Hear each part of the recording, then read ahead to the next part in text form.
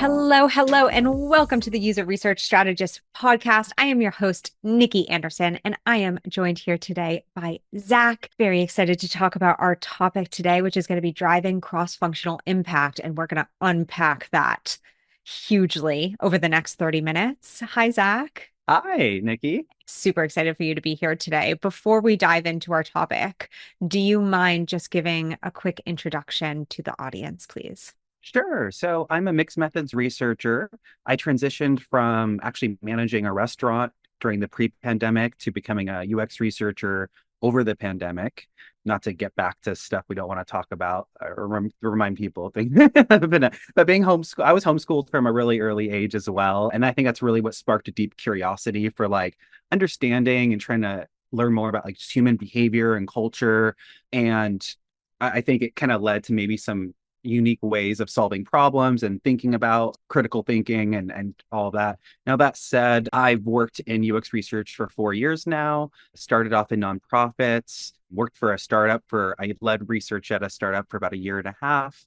And I've been working at agencies for over a year now, just with helping startups to large corporations like Uber, Amazon, and so forth. Cool. Oh, that's awesome. I One day we're going to have to dig into the transition from managing a restaurant to user research. Not today, but one day we will have to, because that sounds like a fascinating transition. Yeah, I actually did some of the user research at the restaurant, and that's what opened my eyes to like, oh my gosh, this is amazing and it works. Like, but yeah, that'd be a fun conversation down the road. Yeah, cool. Amazing. Well, thank you so much. I'm really excited to chat today. And I know our topic is quite a big one. We're going to try and break it down as much as we possibly can. But to start off with, I'd love to hear, how do you define cross-functional impact? What does it mean to you? Yeah, so cross-functional impact really is making sure that research just doesn't sit on the shelf, which we've heard that probably over and over again, is don't let research sit on the shelf. But let me dive into really what that entitles. And that's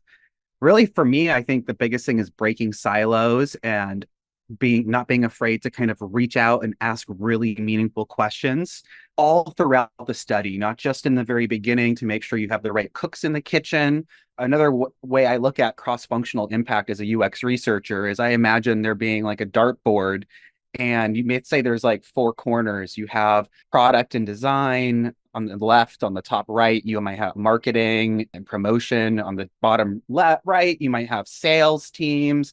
On the bottom left hand, you might have like business leadership. And I feel like really UX research, the impact should be hitting all those targets. It shouldn't just be product and design. And sometimes my managers your manager might be someone in product and design, and all the stakeholders might feel like they're just folks from product and design. But based on what you're working on and all the different teams that might touch, I feel like it's our job to ask those questions. Hey, who else should be part of this project? And really just break the ice as needed and go ahead and invite those other stakeholders that you might need from these other departments so that research doesn't just drive a small or just not I say small, but drive an impact with product and engineering and design. But really it's looked at as, wow, this is something that's going to help the whole like the organization holistically. And it also just gets everyone really rallied up about research, and it's a great way to evangelize UX in general and user experience. I love that, especially what you said about making sure that you're asking meaningful questions across the project and not just at the beginning. Because I think as researchers, sometimes we get stuck thinking, okay, we have all the meaningful information. Now let's go and do it. And so I'm curious, how do you make sure that you remain curious throughout the entire project and ask those meaningful questions along the timeline? Yeah, so really I try to get excited about what the root issue is that we're trying to solve. And I if there's anything that comes up that like challenges that, or challenges maybe that I realize there's an assumption that we've been making that ties into the project. I feel like it's my job. I guess there's a sense of like ownership over the research, and because I know it's going to drive other teams forward in one direction or another.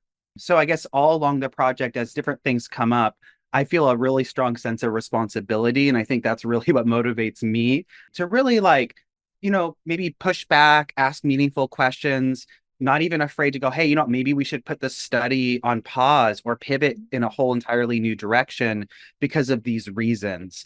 And really, if we go too far, going in one direction, that's not going to be helpful to the team. That's not helpful to me or my practice either. Yeah, yeah, I love that you are being brave enough, I would say, to say we need to potentially pause or pivot this study. And I'm curious because I have been in similar situations, which I have found extremely scary and Yes. overwhelming. And I'm curious if there are maybe other researchers in the audience who are in that kind of situation right now. Do you have any advice for how you approach those types of conversations? Yeah, I do because that can, I try not to involve my own bias or my own emotions as much as possible, and I try to really stick to just kind of what are we trying to solve? Because it's all to me at the end of the day, the best thing is collaboration. We're all just trying to collaborate, make something really meaningful together. So if we get stuck and we have to do something, make a difficult choice, I also feel like I'm doing it on behalf of the team because I want the team to be successful. And if that is relayed in your message, if you can kind of say, hey, you know what? Like, I really want to make sure that we're just, putting our best foot forward. I want us, I think if anything, that's really helped me. Not only does that help, set me up to be like a team player and someone who just really wants the best and is willing to kind of maybe make those scary, thing. Like, if anything, I think people, once you start doing it, you'll realize that your team respects that and it becomes easier and easier. At least that's what my experience was. And again, I'm a male in this tech industry, and there's a lot of bias and different things that may have been at play. But I know that it was effective for me, and I feel like if you're nervous, as long as you're not speaking from your emotions and you're not speaking from a personal place, but you're just backing it up with data and with your expertise, that's what you're there for. Yeah, I love that. And I think that removing ourselves and our biases, as you said, is super important in these kinds of uncomfortable conversations and remembering that it is about collaboration. You're there as a researcher to help support your team. And if the best decision is to move away from a project or to completely pivot the project, you are literally doing your job. Yeah, exactly. Yes. And it could be scary. I remember not wanting to say no sometimes to certain projects. And like that's something you have to learn too as a researcher that can kind of be scary, being like, you know what, I don't think this is a priority based on our goals right now and the other projects that we have going on. Maybe we should push this out to Q3 or maybe reconsider this, those sorts of things. Yeah, it's scary, but at the end of the day, I feel like that's what you're there we're there for. We're to be the experts in our field and yeah, and make sure that we're leading the best research we can. Yeah. Yeah, I love that. Remember your expertise, everybody. That's a good one for today. Remember you are that expert. So, Yeah, and we get devalued sometimes. So I feel like sometimes it's easy to lose sight of that, right? At least right now, maybe that's how it feels sometimes. But yeah. yeah, but we are there for that. And it's a good reminder that, it is part of your job responsibility to do these things. It's not like a random responsibility that's just made up. It is part of your job to help support the teams, and that's part of it. Do you want to get all of your user research questions answered, all while hanging out on your couch in sweatpants? No need to join any live webinars and hope that your question gets answered. No need to Google a million different things and sift through some scattered advice that you don't really know is valid or reliable. Not anymore. I know it sounds too good to be true, but I promise it isn't, because if you become a paid Substack subscriber, you get access immediately to a community filled with user researchers that I am in every single day answering questions. Not only can you hang out on your couch, feel less alone as a user researcher, and get all of your questions answered, not only by an expert, but by a bunch of other user researchers with amazing perspectives and experience, you can do all of that on your couch in sweatpants, and I will be alongside there with you every step of the way. So join my paid Substack, get immediate access, and we can relax together solving all of your user research problems. See you there. So I actually want to go back to that dartboard. I loved that analogy so much. And Imagine that you are a user researcher who might be stuck throwing darts at product design and engineer, right? So you talked about how important it is to break silos, especially for that cross-functional impact. And so if we're stuck, what are some ways to start driving those kind of conversations or breaking down those silos and getting involved in those other teams? How to break into that. So essentially what it really helps if you start early on when you first get into a company to really start asking those questions about like, okay, so where does this part like looking at the customer journey, who else is involved? And like looking almost like the systems of things is a great way of thinking about it is who are all the different folks who kind of touch the customer, who are involved even in the background that might be impacting or affecting the experience in some way.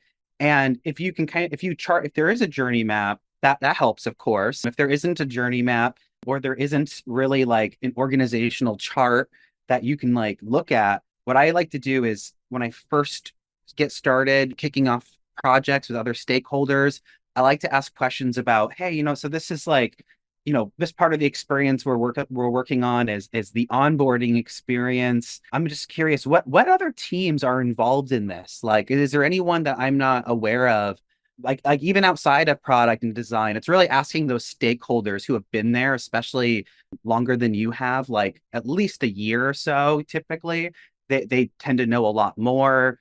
I was really surprised at Fly Homes. I sometimes would ask a question and be like, oh, like for instance, onboarding was a great one. I found out we had a Mandarin team that actually went about onboarding in a completely different way. And I didn't know this until I was at the company about 3 months in, and I'd already been working on an onboarding project. And it kind of opened my eyes to just like the how useful it is to kind of doing some of that early on when you first get into the company, but it does take a lot of, asking questions to different people, maybe even on Slack, just shooting questions that way. That's a little bit easier.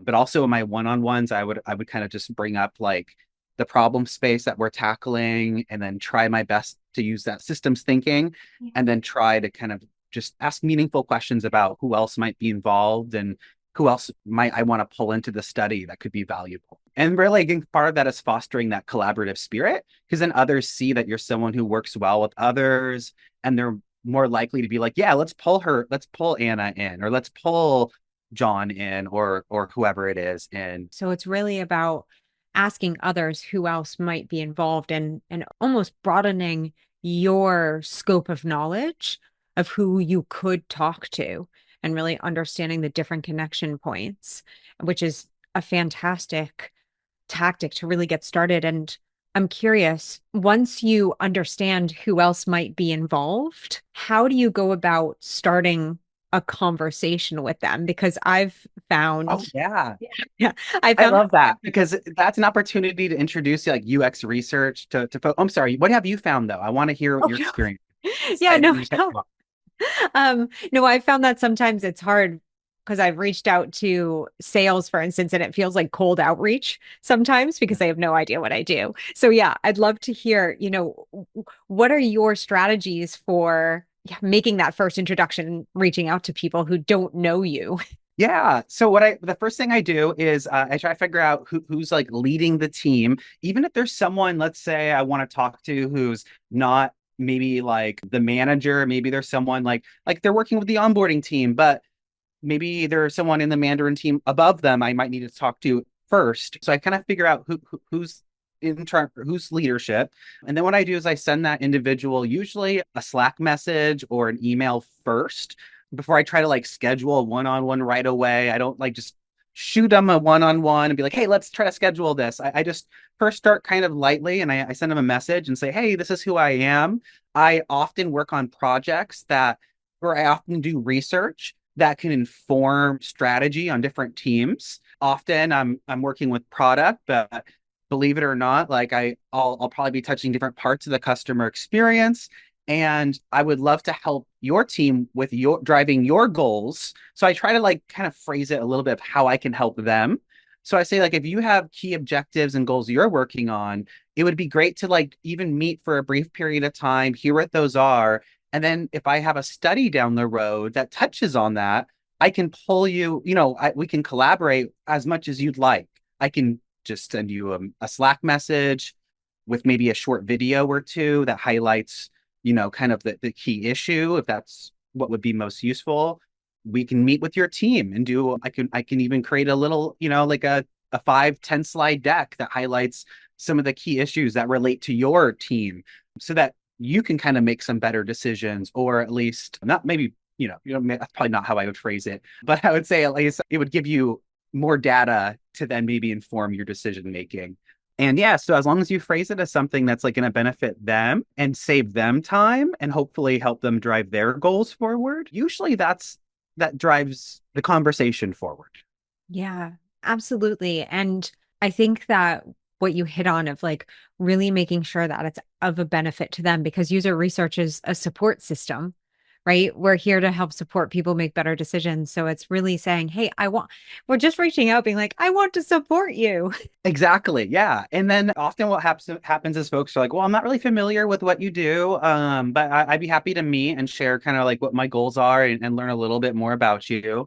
And then that's when you kind of like set up that one-on-one. And I try not to go too hard on the UX research side and pushing it too hard, but like in terms of like evangelizing it yet. But what I will do is just say like, hey, like I'm here to ask, like I do qualitative and quantitative research sort of, and this is kind of how it helps. I just sort of try to give a very brief rundown of all the different things I can do.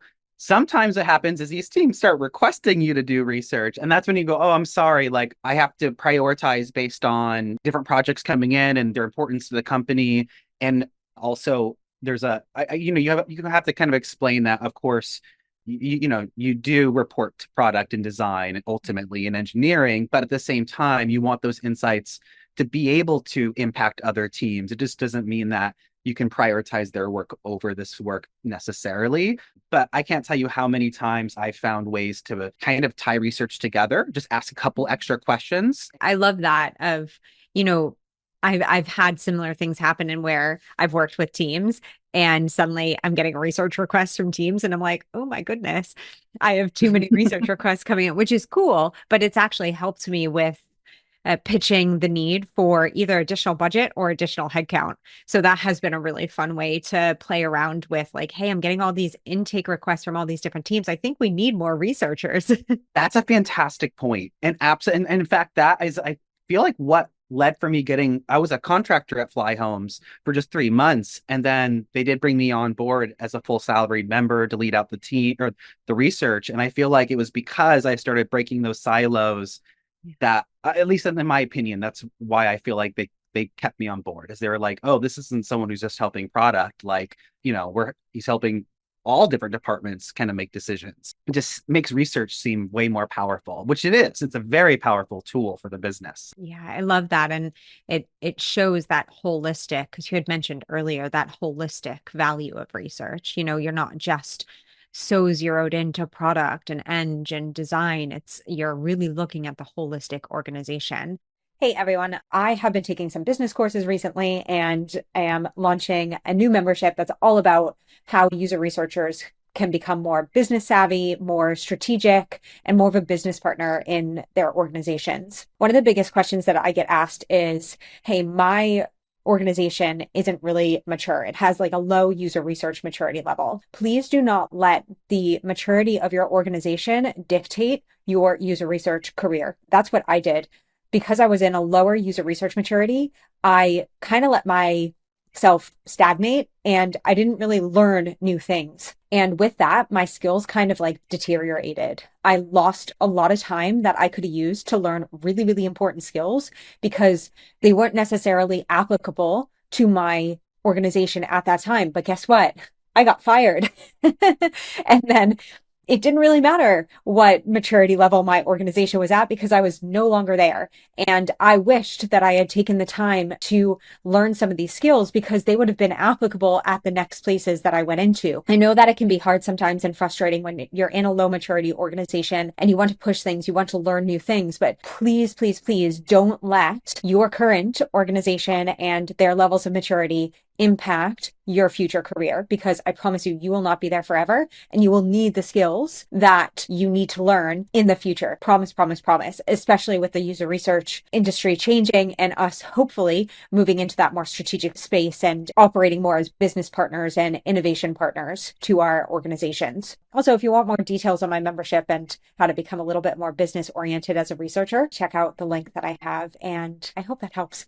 I'm curious, how do you bring these different departments or cross-functional stakeholders into things like sharing insights or ideation, even? Yes, yes. So I am really passionate about ideation. I've experienced, at least in my 4 years, a lot of teams not necessarily having a legitimate process for ideation or one that's very well thought out.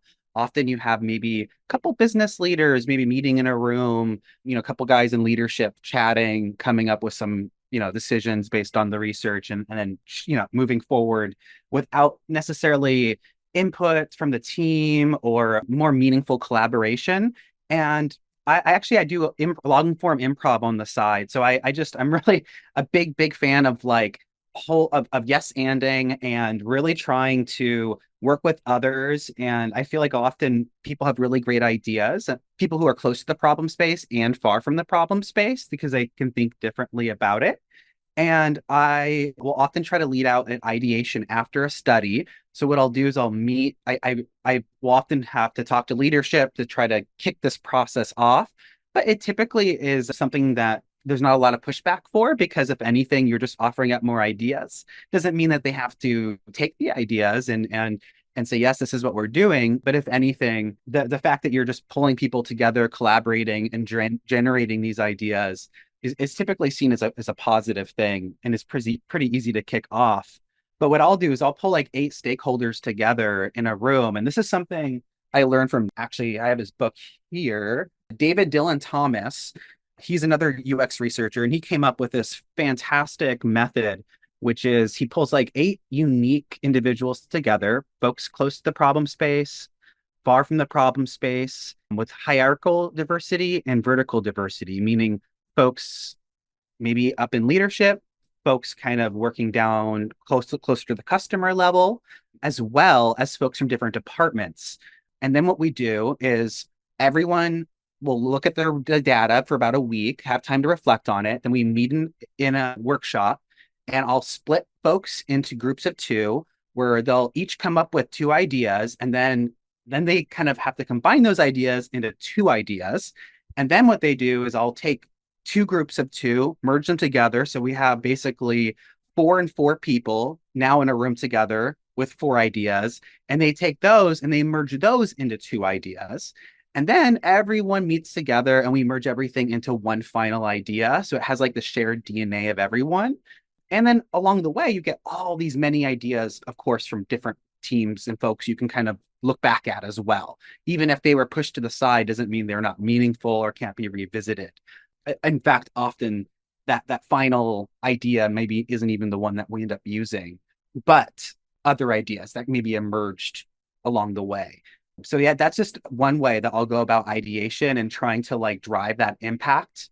Because at the end of the day, it's not just about doing that research, but it's about making sense of it and really, deciding what are we going to do based off of this. You can do nothing, or you can do some really, you can actually utilize those insights. Yeah, yeah, that was awesome. I love that idea of the 2 people coming up with each their own ideas, then putting them together and then it's like such a cool building block thought process. So I really love that. And then I also love that you've documented, like, yes, you end with one idea, but you've documented so many from such a diverse pool of participants. That's just Yeah. fantastic. And as a researcher, I usually don't provide ideas to that. I'll just facilitate that workshop and then come up with like a short, maybe 5 to 10 slide deck, which I'll send out to leadership. And I'll also send out to everyone who was part of that study to make sure I'm encapsulating those ideas and everything properly. I might even like pull images from other companies or like similar ideas to help kind of bring that to life. But yeah, that and also using video can be really powerful too. I honestly think seeing is believing. And often I think we think that videos need to be long, or they might be long, but feel like everyone's favorite 10-minute video is a 5-minute video you watch twice. I've heard that before in like film school and from others. And so using video can be another powerful way to kind of like highlight a problem that's going on and then getting people to go, oh, wow, like let's take action on this. Especially if you use like little video techniques like the Vox Pop, which is where you have different people finishing each other's sentences. It might only be a 1-minute video, but you're watching 8 to 10 different people expressing the same feeling. And that's all sometimes a stakeholder needs to see to be like, wow, okay, let's take action on this. Or even methodology. Like I've used sometimes the breakup letter study just because the format out of it is very emotional. And you ask folks, hey, why are you leaving the company? Can you write a letter that like is formed and written like a breakup letter would be, expressing maybe why you are leaving and where you're going. And so you'll have people write these letters that are like, I'm going to Sam's Club because Costco just doesn't treat me the same way anymore. And Sam's Club does X, Y, and Z and blah, blah, blah, blah. And it just like it hits stakeholders differently and kind of can drive action a little bit quicker just because of that emotional element. So yeah, deciding like how you're going to go about not only the methodology, but then like the presentation of those findings, all of that, I feel like can drive impact as well. Well, those are two such fantastic examples. I forgot about the breakup letter method. I was like, oh my gosh, yes, I loved that. I loved doing that. And then Vox Pop, you said. Yeah, the Vox Pop is a just one film technique. I also will like create sometimes like you could do like bring personas to life through little like documentaries. Of course, I like to keep my personas alive and like a living document. So I'll often update them with like little sections. So like you can have like maybe a page or a profile, let's say on your Notion or whatnot for your persona, and then have like different parts of the customer journey where you have different videos or little, hey, this is what it looks like to be a customer going through this kind of customer going through this experience. So you can have almost like these little highlight reels. Another thing you can do is interview your product manager about the project that you just did, having them ask you questions that other team members would probably ask. Mhm. And then you're answering those. And then you cut that and you share it like at the town hall. And then maybe answer a couple questions after that. But typically, you don't even have to really do much talking at that point because your video does that for you. So like that can be a nice way of just kind of maybe doing less work for town hall or just kind of like, making that process a little more lively too and exciting for stakeholders. Because it's really engaging, I think, to see like you going back and forth about this project. It kind of brings it to life in a way. Yeah, absolutely.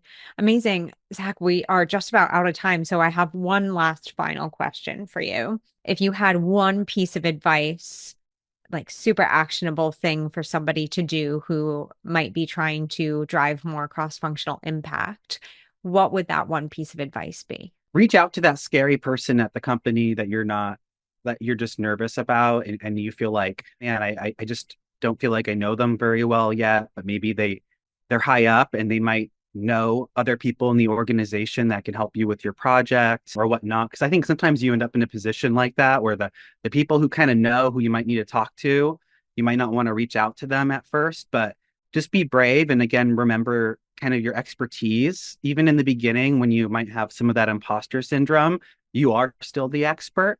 You know more than they do about user research, and you'll continue to grow and just become more and more strong and sure of yourself over time. I love that. Oh, that is the perfect place to end for today. I love that piece of advice.